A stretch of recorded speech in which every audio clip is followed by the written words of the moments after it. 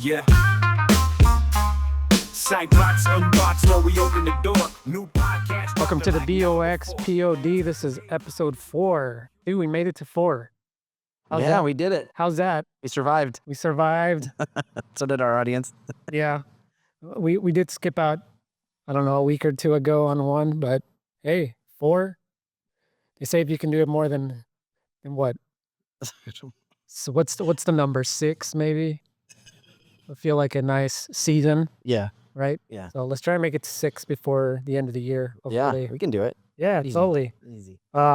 Today is a little bit different. We've been talking about tools and AI, and we'll talk about SUNO towards the end here because there's some new features that are super cool that we can talk about. But tell us about this orbit method. As you know, we work with startups.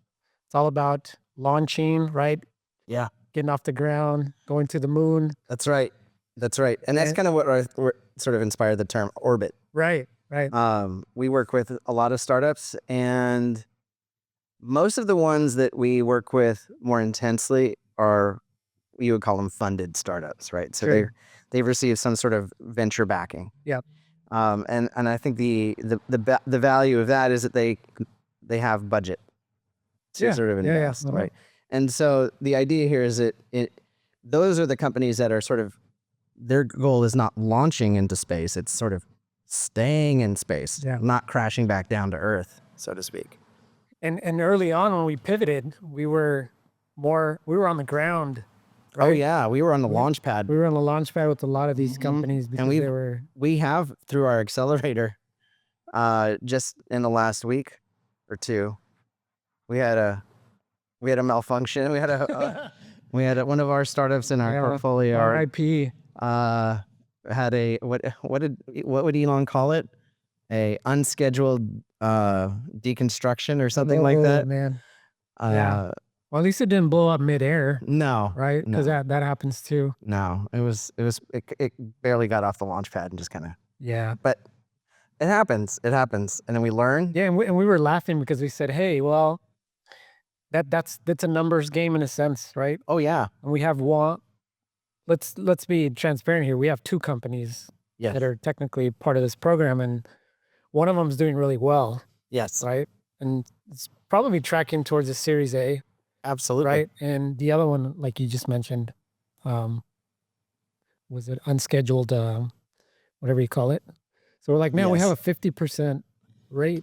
Which, if we're talking baseball stats, or even rockstar, even venture stats, right? Like exactly. 50%. Anyone will take that. Yeah, if your portfolio is 50% successful, dude, you're onto something. I feel like we're onto something here. Yes. Right? Yeah. So we got good odds right now. Yeah. So what does it mean to go to orbit? Yeah. Like so this method, right? Yeah. So this method, what we've done is we sort of broke it down into sort of the 3 things that we sort of focus on here at Sightbox.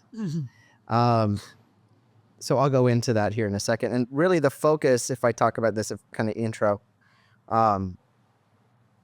this whole model is supposed to sort of, it's what we call, it's very comprehensive.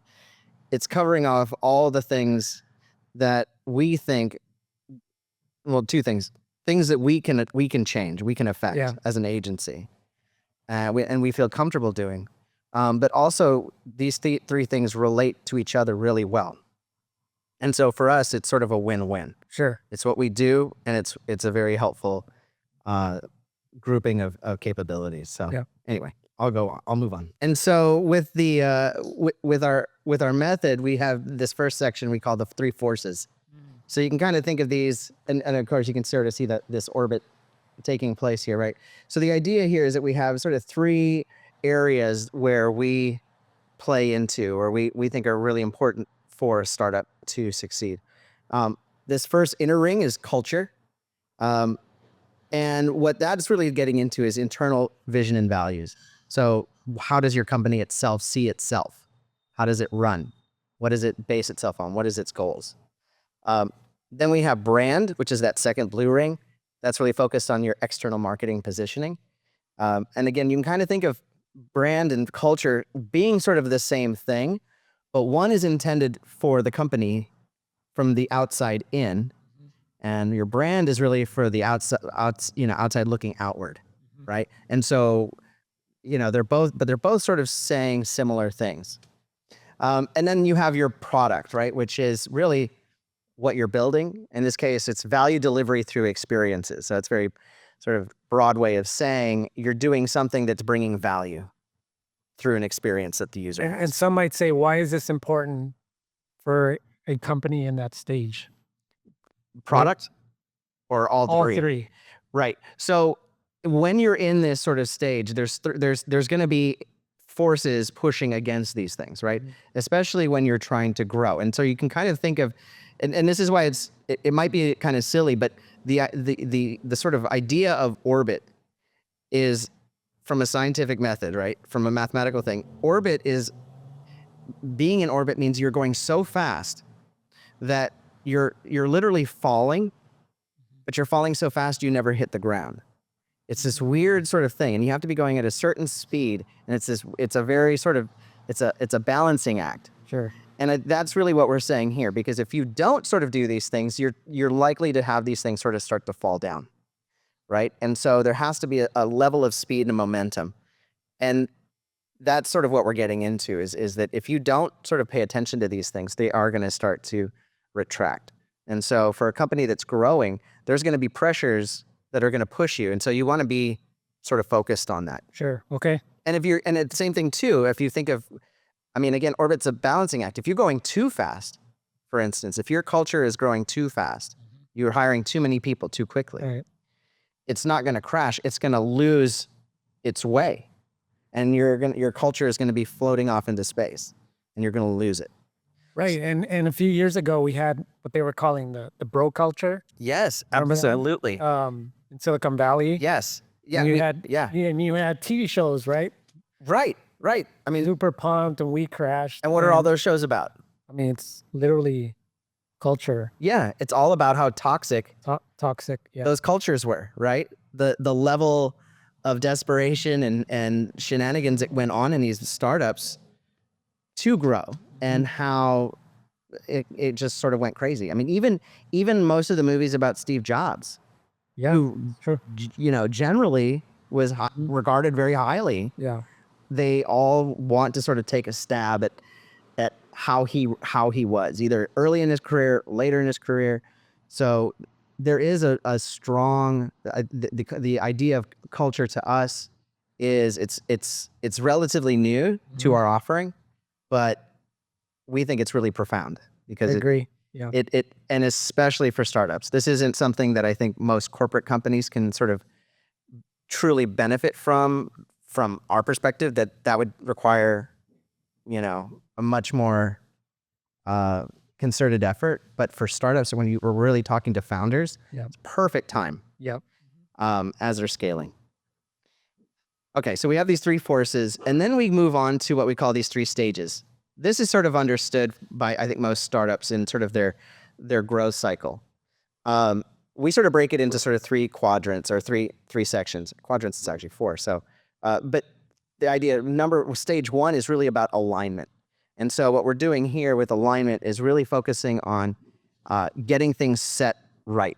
So making sure that things are as you would like them to be, right? And in many ways, alignment really leads into our strategy. That's how we solve alignment at Sightbox. Growth, that's pretty self-explanatory. When you get into that stage where you as a company need to grow, you need to gain customers. Growth is really big. But we're not just focusing on the growth through customer acquisition. We're focusing on it through other things, and we'll get to that in a second. And then we have retention. And retention is really something that I think is really important because, a lot of the times the focus is on finding new clients, new customers. The problem with that, of course, is if you overemphasize that, is you're going to have churn. And it's much, and it's just sort of business 101, and it's much easier and cheaper to keep a customer than it is to find a new one. Mm-hmm. And so in this case, retention needs to be something. If you're losing customers, that's going to cost you more in the long run. And so, especially for these startups, they're right at the cusp of a lot of competition. So the churn is going to be real. And so, especially if they're good at what they do, there's going to be other people right behind them trying to take those customers away. And so retention is huge. And it's something that has to be given attention to. Now, I would say that these aren't to scale, right? The idea that stage 1 takes as much time as stage 2 and stage 3, that's not necessarily the case. We just sort of use it as a diagram. But the idea here is that we do have these sort of 3 focuses. And then what we do is we combine these together, right? So then we can sort of see these layers working together. So we have culture, brand, and product alignment in that first area up in the upper right. Yep. We have culture, brand, and product growth down at the bottom there. And then we have culture, brand, and product retention. And so we're able to sort of look at these things each on their own and sort of build a plan of action. And for most startups, right, they're doing some of these things already. Some of them they're doing well. Some of them they're doing not so well. And so what we do is we sort of do an assessment. So we try to find out where are they at. Sort of like if you think of doing a diagnostic with your car or something like that, right? Where you sort of get a read. What are the areas that need help? What are the problems that need to be solved? Now, let's say I'm startup A. Yeah. And I'm, we just got a seed round of 10 million, which we actually we're working with one right now. Right. Right. So that's not unheard of. Or a Series A. We just got $15 million and we need to start running, right? Essentially. Right. When someone looks at this, this might look daunting. Sure. And this might seem like something that's going to take several months to complete. Mm-hmm. Well, what does our process look like in terms of the unique way that we do this that does not take several months to do? Because we do this in weeks. Yes. Not in months. That's So right. That's right. That's one of the, that's one of the things that founders might push back on, is just like, whoa, like they might think we just need a rebrand, or we just need messaging. Right. Or we just need Can I product just market cut to fit. the stuff? Yeah. Right. Exactly. So what we've done is we've created a number of frameworks that solve these problems really well. One of them, if you've been maybe on some our other podcasts, we might have talked about this idea of promise market fit. Yeah. So promise market fit is our tool, our framework for this stage 1, this idea of alignment. So we use that to align all 3 of these things together: product, culture, and brand. So we use that framework for the first one. Stage 2, we use a framework called our brand index.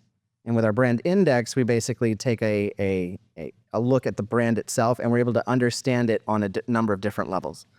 And then that's able to sort of transfer into language. It transfers then into visuals. And so we're able to sort of get into ways to grow the company in a way that sort of takes this strategy and makes it actionable. I think a lot of the problems sometimes is you have these great ideas, these great strategies, but you end up lost in how that looks and feels. Yeah. Right. And so how that is communicated. And so that's really what the goal of stage 2 is. And so we have a framework for that. For retention, the same thing. We really focus there on sort of looking at helping customers stay active. And so that typically has a cadence as well. With those clients, we're sort of in a less of a project scenario, but more in sort of a recurring thing where we're working with them. We call that brand management. Brand management, right? That's right. Yeah. So we're working with them every week, right? Yeah. On different things, different initiatives. And so that one is sort of an ongoing thing. And so, but that's sort of, that's exactly a good point that you brought up, because we don't take forever to do this work. We understand time is very valuable. And there are other processes we've tried. I mean, we didn't come to this overnight. No. We did a lot of trial and error. We tried a lot of different approaches and a lot of different methods and all sorts of stuff. This sort of did the job better, faster, and cheaper than anything else we've done. And the way we've been able to execute on those things that you mentioned, like voice and tone, brand, visual identity, brand experience, website, all those things, they they come out more organic Yeah. when we're doing this strategy the way that this method is aligned, because now we bring in other team members, right? Yes. We bring in our brand team. They're 100% aligned with the strategy. They go off running, and the stuff that comes back typically in the first round is pretty spot on. And so we're doing a lot of iterating versus exploring, right? From A to Z or whatever it is. So Right. under the old days, we're gonna come up with, several concepts, and then you're just gonna like see what feels right. Whatever. Yes, exactly. And so this eliminates that completely. It does. It takes a lot of the, I don't say it takes away the magic of it, but it takes away some of the mystery, right? Yeah. And so you're saying, you're going through and you're like, okay, and we can literally look at some of the final work we do as we're, or even just some of the initial ideas, and we're able to you can easily see where that came from. You can follow the train of thought. And that's important to us because we want our clients to be able to understand, comprehend, and be able to defend that work as well, right? Yeah. They need to be able to internalize it so that it's usable for them. If it's just like, the last thing we really want is, in some cases, like a client being like, just these guys they do it, it's magic, just leave it to them, and whatever, it's just magic. We don't know how it's done. We really do want to be more of a participant with them, right? And they're like, these guys worked with us. They were able to pull out whatever it was that sort of made us unique, and we're able to sort of articulate that. That's the best scenario versus us coming in and like doing something to them. It's sort of like it's more therapeutic. It's more like working as a therapist in some ways. So and when we've done it, right? Because this is fairly new. Yeah. But I would say the last, and we half jokingly said, I think on our last podcast or vlog, whatever, like we launched 12 brands or whatever it was. Well, we did a handful of them. It was probably close to 12. Yes. But we did this method. Yes. And that's what really allowed us to scale and to do so many at once. Right. And like you said, we were doing this together. Yes. So it wasn't like we were doing something, kicking it over the fence, right? Right. It was very collaborative. Very collaborative. And so when we get to the visuals and all the fun stuff, right, the meat, then they're bought in by that point. Right. And it makes the process way smoother, right? And faster, and we didn't have to go back. And there's been issues, right? We've done this before where we think we're going on a certain way, and then all of a sudden they're like, you know what? I thought about it, it doesn't feel right. Because we went off on some other hunch, or we read into something that we shouldn't have. And this sort of eliminates reading the mind. Yeah. So, and we'll probably go into, I think we should probably do a thing on the brand index at some point. Anyway, so this is sort of the method, and we go through, one of the things that this method really allows for is we talked about this assessment. We make it easy as well to do sort of self-assess, right? So we sort of list out these different problems that people have typically in each of these stages. So you can see here, like, for instance, if you have a misaligned company values and vision and values, right? That's going to be something, if you're like, you know what, it just feels like we're not quite all synced up. Well, there you go, right? So you can sort of say, okay, well, how do you fix that? So we've kind of outlined, this is sort of our self-service way of kind of going through it in each of these three stages, so that you can sort of see what is it that you're sort of sensing as the problem. And then we have a couple quick case studies. I'll just run through these really quick. Give you an example of how we sort of execute these ideas. This first one is for vComply. vComply does, it's compliant. It's like Asana for compliance.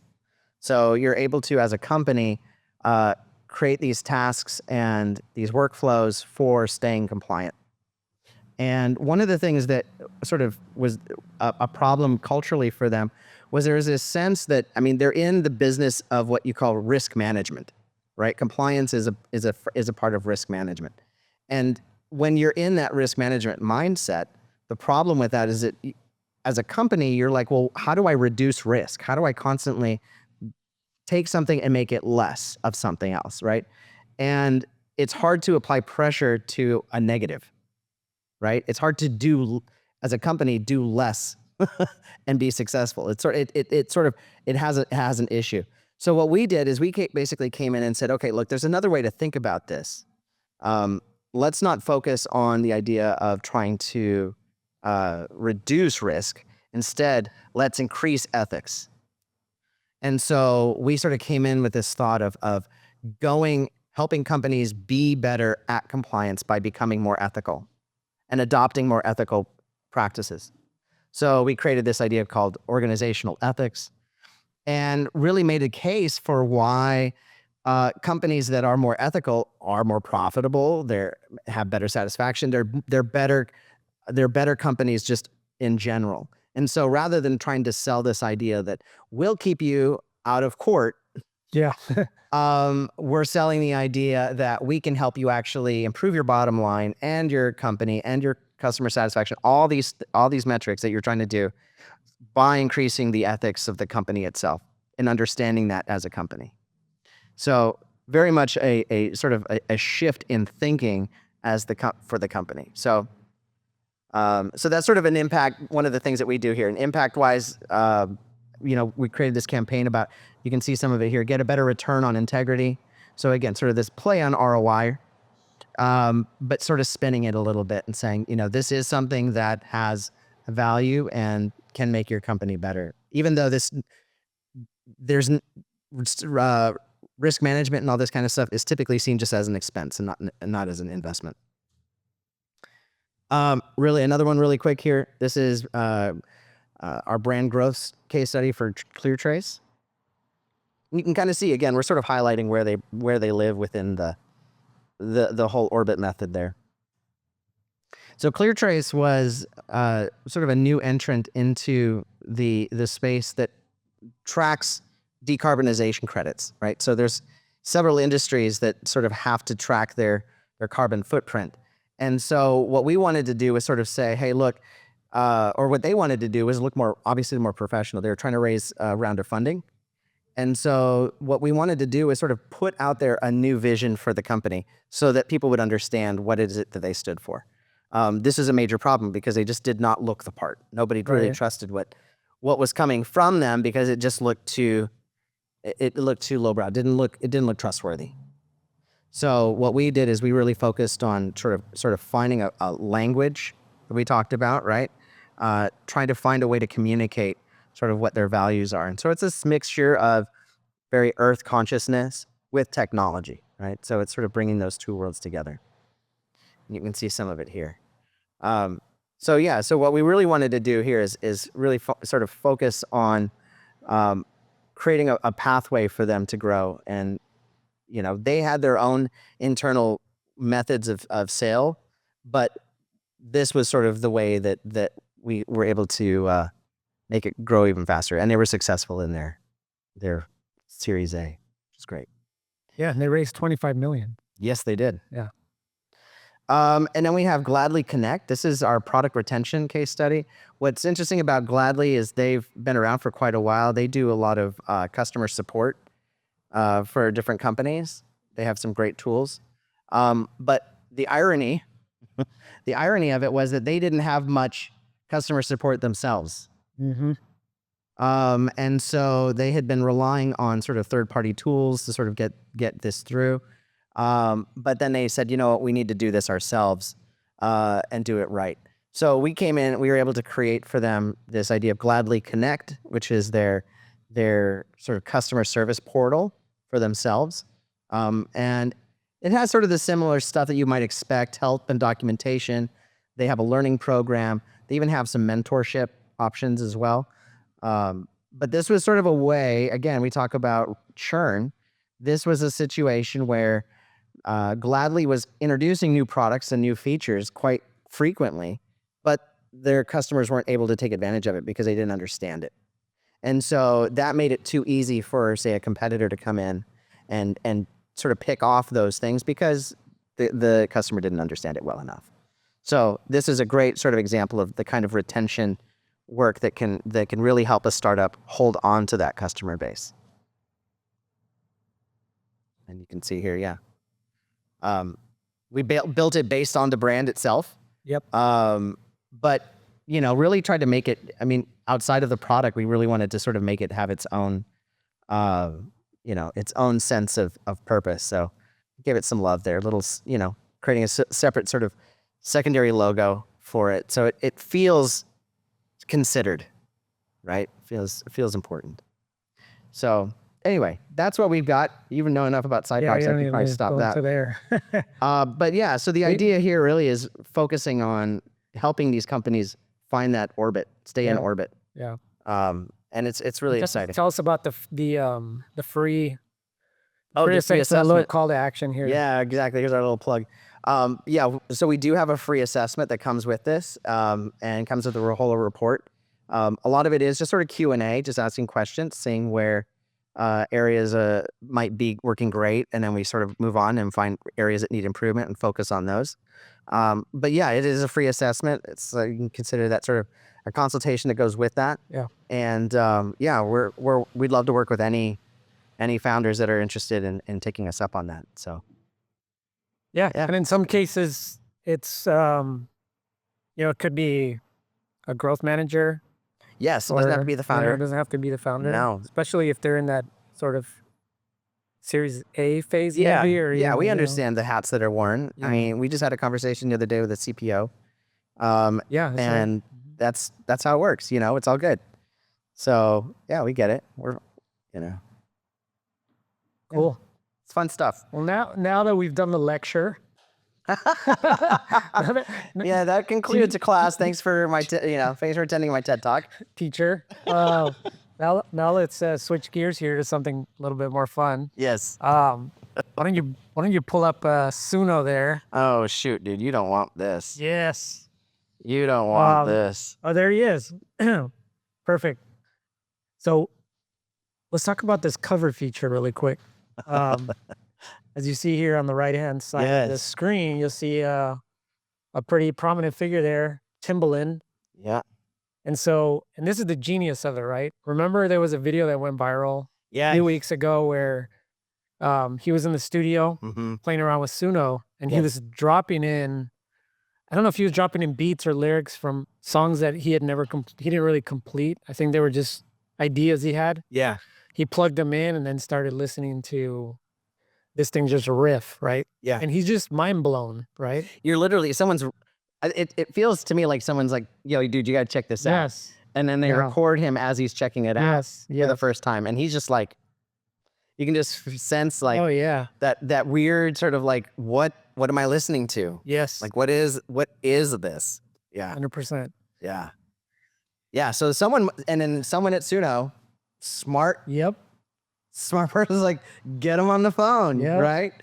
Let's talk to Timbaland and see if he's interested in doing a collaboration. And next thing you know, here we go, right? So he throws this track up and asks people to do covers, right? Or anything really. I mean, you can cover it, you can extend it, you can do whatever, and he breaks it down. So you can see here at the top here, he's giving you. He's got all the. He's got the full track. Here. This song called "Love Again," and you can play a little bit of it. Yeah, I'll play it. It's pretty loud. Let me turn it down. But yes. And then he's got all the stems. That's right, and all the breakdowns, right? So you can see he's got I think it says intro, verse 1, verse, whatever, pre-verse, chorus. So he's broken down the whole song, so you can kind of take whatever parts you want. And you can see here, I can cover it or I can extend it. And it's really genius. I will say this, the guy, I wonder if he thought of, I mean, the intro is so crazy because I played with this just the other day. It is wild. The first like 10 seconds of this song are completely nuts. It's the beat pattern or whatever it is. It's just so hard to read. And I don't know why in some ways that he chose this one, because every time I've tried to do a cover of it, that first like 10 seconds just comes out like a mess. A mess. It just doesn't know what it's hearing. I don't either because I can't tap my foot to it. But you can kind of hear. We'll play it here really quick. Let me see. There it is. There you go.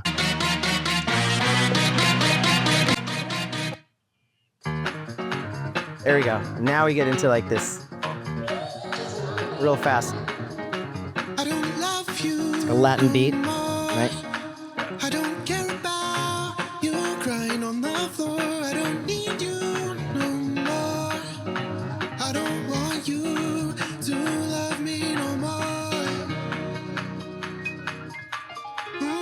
keyboard on this is ridiculous. Yeah. Little jazz. Little jazzy. Oh, major?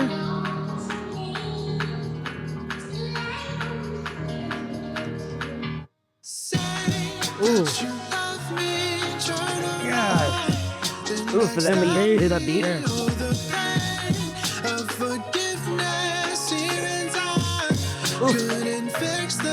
Anyway, you get the idea. We're kind of geeking out over it, right? And just to be 100% clear, this is not AI. This is a real Yes. track. This is, produced, yes. right? Yes. And so now look me up real quick. I think you're following me. Or I could send you a link. Yeah, send me your link here. And so what I did is I covered it also. And yeah, let's get your covers, bro. I want to see. dude, and mine is nothing like you can imagine. Yeah, here's one I did that I tried to make it a. Yeah, let's hear yours. I did a swing band. Or no, I thought maybe blues. Listen, it's just Oh, came yeah, out like that's I told you. Hold on. No, that's Here. Listen. okay. Again, the I don't love you no more. Little swing. yeah, little swingy. I don't care about you crying on the floor. Okay. I don't need you no more. I Little Frank Sinatra. Yeah. I just liked mine. All right, here. So what I did is I went completely different. Yes. I wrote Spanish lyrics, and it ignored the stem that I used a little bit, but I think it's in the right key, and I think it's the right chord progressions that match the song. Yeah. Do it. Dude, this is. ti mismo, amo Dios, amo otra vez. Amo tu quitares, love again, amo otra vez. And it still throws the English in there, Amo ti right? mismo, amo Dios, amo otra vez. Amo tu quitares. Which is love again. Yeah. Love again, love again, love again, then. Love again, love again, love again, then. Love again, love again, love again, then. Yeah. Love again, I'm otra vez. Love again, love again. That's a bop, bro. Bro, I could, yes. Dude, sometimes it gets stuck in my head. Love again, then. Yeah. Love again, I'm otra vez. Amo a ti mismo, amo ti art. Amo otra vez. Love again, See what I did there? I don't wanna fresh, I don't wanna trust that. For any events. I'm a be love aight. again, love again. I'm a whole mismo, I'm a so fly. Love again, love again, love again, mismo. I'm a be aight. Love again, love again. I don't wanna That's a fresh. banger. Love again, love again, love again, then. Love again. Dude, That's not bad, right? that's catchy AF. Yeah. Right there. So I put that one in the contest. So Timbaland, if you're out there listening to this, check my track out. Yeah. Not bad. Give me a like. Give me a like. How am I not following you? All right. I'll give it a thumbs up. All right. I'm gonna give you some love. Hey, all right. SUNO Mars is following me now. Yes, SUNO first. Anyway, so real quick. So what I did when I found out about this feature is I uploaded a whole album of one of my band from 20 years ago. Yes. And so I had all these wave tracks, these wave files in a folder somewhere stashed away. And so I uploaded them and I just started going nuts, covering them in different styles. And I tell you what, man, there was probably 2 or 3 tracks there that could easily be on an album. Yeah.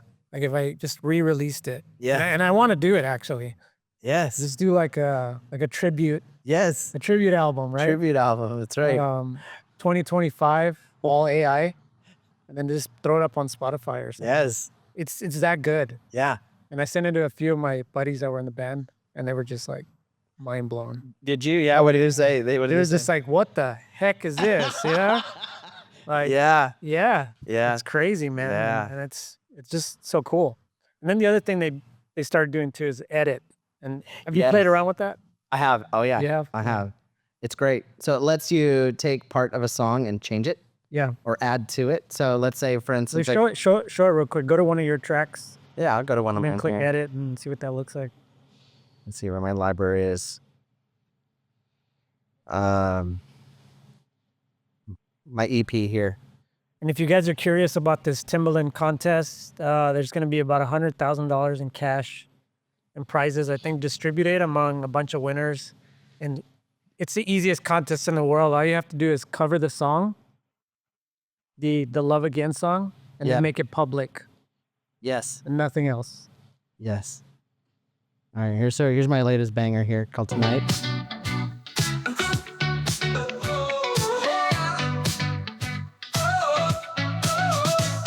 Saw you walking into view. There it is, the wave. My plan. Yeah. Yeah, so this one shows you the waveform, and then you can select, right? Yeah, so you part of can the say, you know song. what, I don't like those lyrics in the first thing, so you can select it. And you'll see on the right here, it's showing you where in the song it is. Yeah. And then here's what you have. So if I want to change it, you know, I can just type in something else here, you know. Mm-hmm. Right at you, whatever. And then you can say, you kind of skip all this. This is a setting, make same length as selection. So you want to make sure it stays within the parameters of the song already. But sometimes you can say, you know what, I want an intro. So, so you're going to be like, you know what, let's add an instrumental intro to this song. So I'm going to kind of push this thing to the beginning. No new lyrics. And then I'm going to take that off, make selection the same, right? Recreate section. So okay, yeah. Confirm. Now it's going to generate two new versions of that section. Right. And it leaves your original song intact. That's right. Yeah. That's right. So this would just be an add-on. And this is what's the most mind-blowing. And every time I mention SUNO at dinner with friends or whatever, this takes seconds. Yeah, it's done. Right? It's And done. Here's your option right here. From across the room. So that didn't work out. That one didn't work.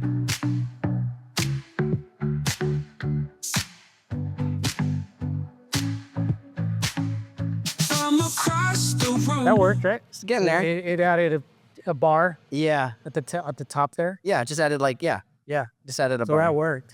So yeah, and then you would say, okay, great. And then you would say select, and then that will generate a new version of that song with that new intro. So, and then, dude, I don't know if have you heard the latest thing they came out with? Have you heard the latest thing? No. Custom voices. So get this. Oh man, come on. No, get this. So let's say, this is where it gets dangerous. Because let's say I like this song. I'm like, man, this song's a bop. In fact, I really even like the voice. I like this guy. I want to create an album. So that my sounds like my tribute album. Yes. Let's say my opening track. This is perfect. Yes. And I want to use the same Dude. vocalist for the whole thing. You can do it now. Come on. Yes. This is available now. Yes. They Where- just how do launched I- it like last week. How do we do this? So this is a good question. It's probably in the settings there, right? Make persona. Oh, there it is.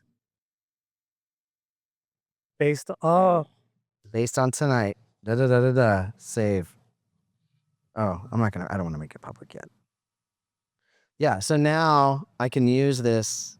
I think when I create a new song, I Right. select the persona of the. yep. Yeah, here we go. So when I create, it gives me the option of selecting. I just dude, left it that is untitled. so dope. Yeah. So now you can create a legit Legit album. legit album. You basically created a fake artist. Artist, yeah. Well, you know what this is we've been talking about this for over a year now. Over here. There's gonna be AI artists Yes. within a year or two, Yes. right? And they're gonna be good. And they're gonna be good, and people are gonna follow them. Yes. And you mark my words, they're gonna have social media accounts. Absolutely. They're gonna be able to tweet and Yes. put messages and the Well, whole it's nine. gonna get weird because you're gonna be able to talk to them. That's the thing. Yeah. So imagine. So yeah, like who's your favorite? Yeah. Who's your favorite artist? Chat with them, and they respond back Dude, to you. it'd be like imagine having access to Taylor Swift. To just chit chat with her. Pick somebody better. Bruno Bruno Mars. Mars. I want to chat with you, bro. Why are you so addicted to gambling, bro? Save your money. Don't do it. What's that meme? The meme about that. What's the track that we were listening to with Lady Gaga? Super dope. Love it. Die with a smile. Yeah, it's super sick song, right? Super But like, sick. man, he had to come out with a banger to pay his debt. Pay those debts. That $50 million note. Yes. The MGM Grizz or whatever. And here's Timberland, and you're like, I can see a day too where I mean, right now it's sort of this resistance, like, okay, should I do this? Yeah. But imagine being like, yo, I want to collaborate with my fans, Yeah. right? This can be two ways. I want to see what you guys can do. We'll work together. I'll, you know, Yeah, totally. right? Imagine releasing even Timberland, Yes. right? I didn't read the rest of the contest, but what if, let's say my song got picked on one of the top 10 or whatever, he might put a playlist out there and say, here's the album, Yeah. you know, the Love Again album Yes. that he collaborated with fans Yes. to do it, right? Yeah. There's, I mean, there's I totally see it. it just makes so much sense, right? Yeah. I mean, there was a thing, I don't know if you remember this. There was a song I was obsessed about. There was a song that Deadmau5 Mm-hmm. wrote. He just wrote the beat and the thing and put it out there. And some kid, I think in Long Beach, did vocals to it and like sent it to him on Twitter one day. And he's like, just great because Deadmau5 used to do all these like training sessions and stuff. And it's great because he was like live doing it. He's like, someone keeps sending me this track to listen to. What's up? So he listens to it live and he's like, wait, stop. You know, And he loved it. he flipped out. Dude, he released it. Oh, yeah. He released it. So it was crazy. And so I'm like, imagine as an artist, dude, that's just a way to stay relevant Totally. in a way. Because right now it's like, you get stuck in these things. I mean, a great example is Katy Perry, right? Have you heard about her album? No. No one has. It's awful, bro. It's awful. And it's a shame because, and then everyone's just like, Katy, what happened, you know? And it's because she's her circle's so small, so insulated. Nothing's getting through. There's no sense of like newness or that sort of thing. And nobody watches American Idol anymore, No, you know? no. So it's this sort of thing. It's like, I see this as, not every artist is going to do this, but for the ones that do, it's going to be a game changer, you know, in a way that they embrace their audience this way. And the creativity that's going to come out of it, it's just going to be, it's going to be a very different experience in the world of music. It's just going to be very creative. And I love that, you know, and I know everyone's scared.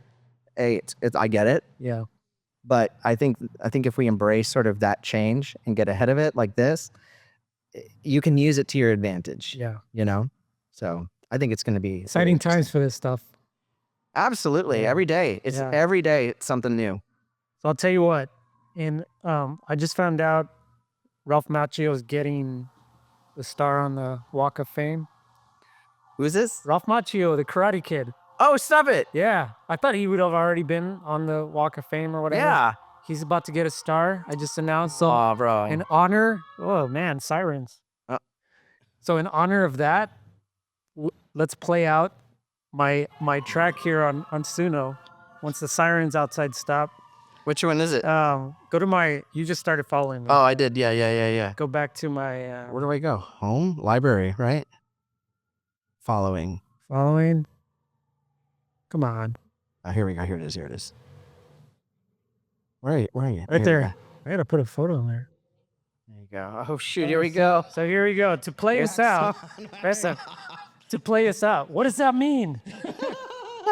Here we go. Crank it up. In 84, a legend was born. A story of a boy who felt so torn. So torn, dude. Moved to a new town, feeling out of place. Bullies on his back, he had to find his grace. Then came a sensei, wise and true. Taught him things he never knew. With a ragged hand and a steady stance, he found his balance, he found his chance. Wax on, wax off, the lessons that we learned through every punch and every turn. Wax on, wax off, the spirit of the fight with heart and soul will always ignite. That's it, folks. Go check out SUNO. Go follow SUNO Mars. Yes.